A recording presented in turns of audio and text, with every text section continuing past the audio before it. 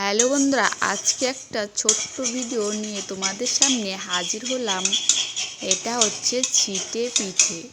এখানে আমি ছিটে পিঠে করার জন্য পরিমাণ মতন চালের গুঁড়ো নিয়ে নিয়েছি আর সামান্য লবণ স্বাদ মতো নিয়ে ভালো করে কুসুম গরম জল দিয়ে ভালো করে ব্যাটারটা মাখিয়ে নেব। মাখিয়ে 10 মিনিটের জন্য রেস্টে রেখে দেব। আর এই ছিটা পিঠা সন্ধ্যার টিফিনে খেতে পারবে। আশা করি খুবই ভালো লাগবে তোমাদের। আর যদি না খাও বন্ধুরা, একবার খাবে আর খেয়ে দেখবে, আশা করি খুবই ভালো লাগে। এখানে আমি ব্যাটারটা 10 মিনিট রেস্টে রেখেছিলাম। তারপর কড়াই বসিয়ে দিয়েছি। কড়াইটা ভালো করে গরম করে এরকম দেখুন বন্ধুরা, হাত দিয়ে শুধু ছিটাচ্ছি।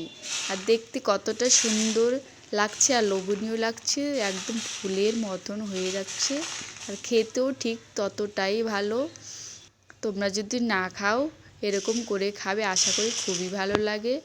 এরকম দেখো কি সুন্দর মনে হচ্ছে যে একটা ফুল ফুটে আছে, এত সুন্দর লাগছে দেখতে। আর খেতেও খুবই ভালো, একদম মুখে দিতেই গলে যায় আর মচমচে, এত সুন্দর টেস্টি, খুবই ভালো লাগে। আর এই ছিটে পিঠে দু রকমের হয়, এটাও একটা করে নিতে পারো এরকম তোমরা দিয়ে ঢাকনা দিয়ে রেখে করে নিতে পারো। আর এখানে আমি এই ছিটে পিঠে খাওয়ার জন্য একটা চাটনি বানিয়ে নিয়েছি রসুন লঙ্কা দিয়ে। তোমরা যদি এইভাবেও খেতে পারো। আর খুবই ভালো হয়েছে। দেখুন আমার মেয়ের কাছে শুনে দেখুন ভিডিওটা কেমন লাগলো বলবে প্লিজ কমেন্ট করে।